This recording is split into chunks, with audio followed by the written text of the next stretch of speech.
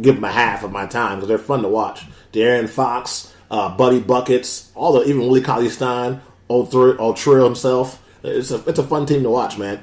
Another trade too that we're talking about, we can't forget when it comes to the Bucks. He's not an offensive guy per se, but yet again another guy that can help them as far as being on the defensive side. Thon Maker wanted to get traded. He did. Like I said, man, Milwaukee really went after it today. And them in Philadelphia, we want to keep on saying it over and over again throughout the podcast because it's true. These guys went for the gusto. Oh, and like I said, they had to. You have to if you want to win in the Eastern Conference this year.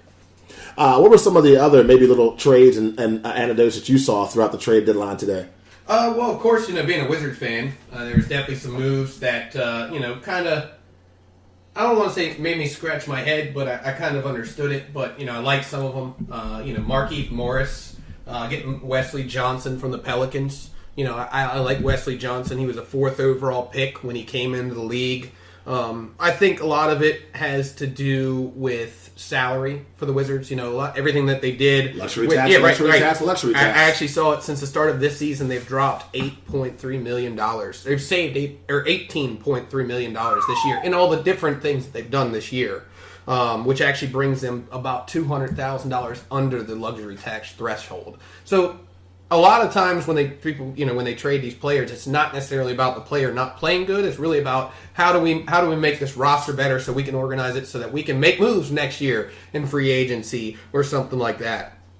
And then the other one, you and I talked about it. You and I talked about it yesterday when it happened, and that was Otto Porter Jr. I said earlier, Wizards management that Beal, Wall, and Porter were not going anywhere. Ted Leonsis, the owner of the team, said that. The owner of the team. But that was pre-Wall injury. It was. Talk about that. It was. No. You're 100% correct. Yeah. And I was looking at the numbers on Wall's injury, I was looking at the numbers on Wall's contract and how that's going to affect them moving forward this year. But yeah, I like Jabari Parker. I like him. Of course, when he was with the Bucks, he got injured. And he really hasn't done much, but he's still averaging 14 points a game, 6 rebounds a game, which is more than Otto Porter. Otto Porter's only averaging 12.6 points a game. So it's the same stats, but not paying nearly as much. I think that they said in the next 2 years, Otto was scheduled to make $56 million over the next 2 seasons. My God. So, and Bobby Portis was a guy when he came to the Bulls too, man. Everybody was throw hands. Remember what happened to him in Mirotic? He's not afraid. Wizards players better not do him dirty. Exactly. So, the Wizards, some of the moves that they made definitely didn't improve the roster a whole lot, but I think it improved where we're at and what we can do moving forward. So that was definitely some things that I saw. I know that the Rockets got rid of Brandon Knight and Marquise Chris. Marquise Chris was a guy that I really liked when the Suns drafted him. And, I thought he was going to do really well in Houston and really never got a chance, And he basically came out and said, I'm unhappy with my playing time. Either trade me or play me. Which is the theme of the season for a lot of these guys. Right. So they traded him. So, and then, of course, we talked about it, and it's not even really it had anything to do with the teams, but you talk about how you feel for these guys, Nick Stauskas and Wade Baldwin, and going from one team to another team just to find out that, oh, no, you're going to another team. Don't unpack your bags, Nick. Right. Just all right, I would have just told my agent, look, can you just let me know where I'm going to be so that way I know where to book the flight in the morning? Because I'm going to go to Vegas, and I'm just going to play and have fun. Just let me know where I need to actually land tomorrow when I come back. Not even that. Let me know when the All-Star break is over and what time my team's game is so I can play. That's just crazy. But that's life of the NBA. And those guys have it no different way than that. They're doing what they love. But yeah, it's got to be tough, especially if you have a family, to just go from city to city in that quick of a span as those two guys did. Yeah, the NBA trade deadline was definitely different. We talked about the Washington Wizards, and of course, not bashful to say we are both uber Wizards fans. Terrible news for Washington. We already had John Wall out for the season with the heel injury. Now the report comes out that he slipped getting out of the shower, ruptured Achilles tendon. I did an article on Let'sBallSports.com on kind of where he goes from there. And in my research in the article, talked about some of the guys that had that injury. Think about Patrick Ewing, Kobe Bryant, Rudy Gay. You think about people like Wesley Matthews. But a lot of these guys that had that injury was later in their career. John Wall is 28. So that's one thing I think he has going for him is his age. Also, in my research, I saw Dominique Wilkins, man, when he came back from his ruptured Achilles tendon, averaged almost 28 points a game. And Rudy Gay has never been a superstar in the NBA, in my opinion, but he's still a legit NBA player, even coming off that ruptured Achilles. And Wesley Matthews, after that really good season he had for the Portland Trail Blazers, which sparked him to get that contract, from the Dallas Mavericks, really hasn't been the same player. I'm not so much sure if that has more to do with his role and the player, and the way they played him than it has to do with the injury itself. So I'm not really sure if I can say, hey, Wesley Matthews ruptures Achilles never been the same. I don't know if I can go that route with him, but I think with John Wall, this is a guy whose game relies on speed, explosiveness, change of direction. It's traditionally, in most cases, ruptured Achilles tendon, that's what kind of goes away, is your speed and explosiveness. Of course, you have the exceptions, a la Dominique. I can remember him yamming on people after his Achilles ruptured, so we'll have to see. And something, too, that I saw in John Wall was I saw an improved jump shot. If you remember, when he first came into the league, people would back off John Wall because you knew there was no way in hell he was going to make a jumper. He became a much more reliable jump shooter, and his three-point shot was starting to come around. It would behoove him during this rehab to really start working on that shot even more. So when he comes back, if it's not the same beat roadrunner style of basketball he played in the past, he can rely on the jump shot. Not necessarily being a Steph Curry three-point shooter, but if he can become a legit, decent mid-range shooter, I don't think his quickness is going to go away. As far as like being able to cross people over, step backs, create space, I don't think he'll lose that. But I think if he can get a reliable jump shot, I think he'll be just fine. But it's a tough blow. And I know the Wizards franchise and us as fans, we definitely have fingers, toes, legs crossed for not only a quick recovery, but for him not to lose too much of that athleticism he's always had. Oh, you're absolutely correct. I mean, we're relying on a lot of guys like Jordan McRae. You know, Jordan McRae was a guy when he was playing with, I believe he was in the Cleveland Cavaliers with LeBron, and he was a guy that they really liked. He came off the D League. They were really high on him. He really never did much. I mean, he scored 20 points the other night for us, 20 and 5. I mean, this year he's averaging 4 points. You know, he's got a rebound a game, so he's not really getting a lot of minutes. You know, he's getting 26 minutes this game, 19, 14. So, but he's a guy that I really like coming off the bench for us. You talk about John Wall, and you talk about he's injured, and now he's not going to play at all next year either. I mean, it's just to hear that, it's just scary. But you look at 2018, 2019, he's 28 years old. He's going to make $19.2 million. Fast forward to 30 years old in 2020-21, $40.8 million.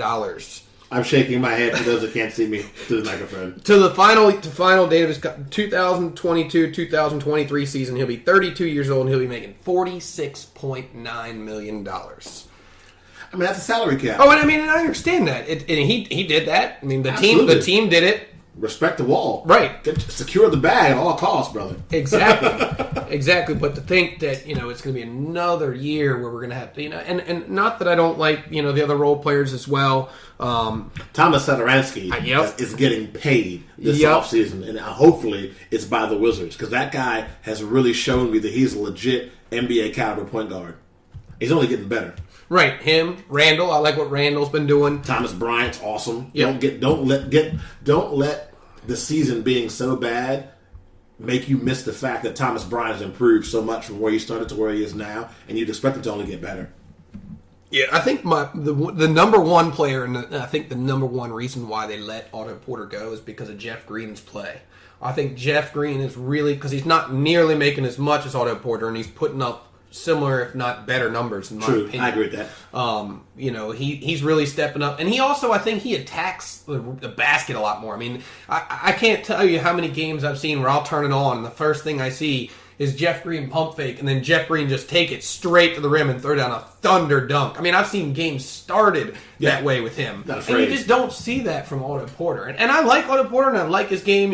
Local guy, played at Georgetown. Love the guy. When they drafted him, I was excited. I was happy. But he just hasn't lived up to that. He hasn't averaged 25 points a game Number 8 for pick a season. overall, I want to say, I think. I might be wrong, but I know he was top 10 that year. Yeah. So, I mean, he's definitely the main reason why I'm okay with the Otto Porter thing and moving forward with that. And we'll see, we'll see how Devin Robinson. We'll see how obviously Mahimi, that contract. That's another thing, and I think that's the main reason why we're at where we're at is because of these large contracts that we signed, especially with Mahimi. I mean.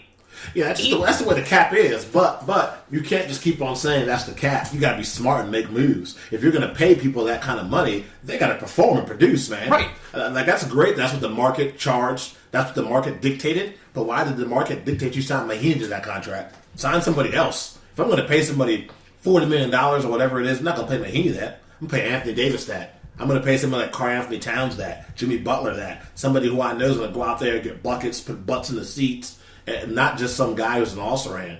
And we still have he who will not be named in Atlanta there somewhere rehabbing. Maybe we'll see his face and body in a Wizards jersey again before the end of the season. Not holding my breath though. We don't mention his name in this podcast. So do you think? And I guess this is a question for you. Do you think that the Wizards would be interested in Enes Kanter if Enes Kanter? And I think he is getting his buyout, or I think he just did get his buyout with the Knicks. Nope.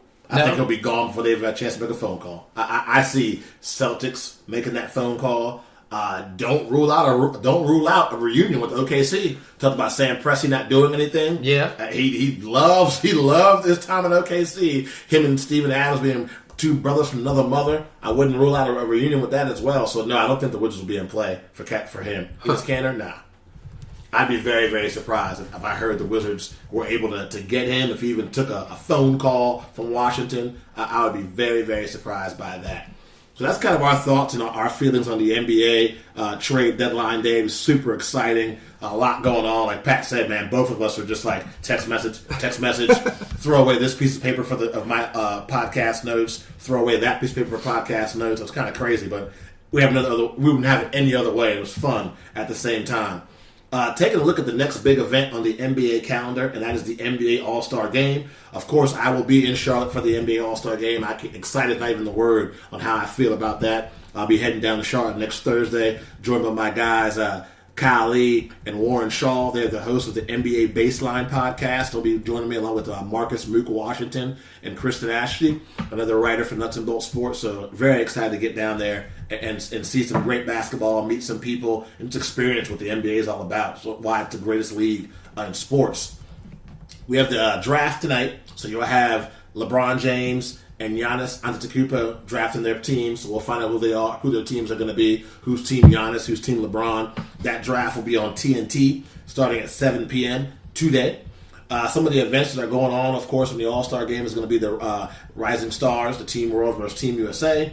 But, of course, everybody's worried about and excited for, not worried about, but we're excited for NBA All-Star Saturday night, which is going to be an exciting event. They announced who the competitors were going to be for those events. So you got the Taco Bell Skills Challenge, which is always fun, underrated, man. So in that pack, you're going to have Jason Tatum, Trae Young, Luka Doncic, Mike Conley, Kyle Kuzma, De'Aaron Fox, Nikola Jokic, and Nikolai Vukovic from the Orlando Magic. Try saying those two names back to back 3 times fast. Kudos to me. So those are going to be the participants in the Skills Challenge. You take a look at the three-point contest, which I'm really excited for because, man, you got some cats in this thing that can shoot the rock. We're talking Devin Booker, the Curry brothers, Seth and Stephen, Danny Green. You got Joe Harris. You're wondering who is he? You'll find out. Buddy Buckets, Damian Lillard, Chris Middleton, Kemba Walker, and one last ride for Dirk Nowitzki. That's going to be your three-point contest. I don't know about you, man. I'm more excited for a three-point land for the dunk. You just look at that field. I mean, Buddy Hield, that guy, just the way he's been shooting this year. If he gets hot, I think he's one of those guys that could definitely take it. Devin Booker is the defending champ. Danny Green, we've seen what he's done year after year after year. So, and then of course the Curry brothers. Let's see what happens there. How cool would it be if both of them made to the finals? I know, right? It's Curry. I mean, you just talk about it. And then Joe Harris from the Virginia Cavaliers. Come on now. That guy, that guy can shoot the rock. You know, he's one of the main reasons, of course, why the Nets are where they're at, too, because he's knocking down at such a high percentage as well. So, and then you can't leave out Dirks. I mean, like you said, that's just, it's too much. Let's just put it that way. There's too many good shooters on there this year for me to even say, I think it's going to be this guy. Because I think it could honestly, there's not one guy that I'm like, nah, he can't win it. Any of them could win it. The one thing about the three-point contest I wish they would change, give the guys the option to catch and shoot or get off the rack. I wonder how unnatural it is for some of these guys to grab the ball off the rack and shoot when they're so used to screen,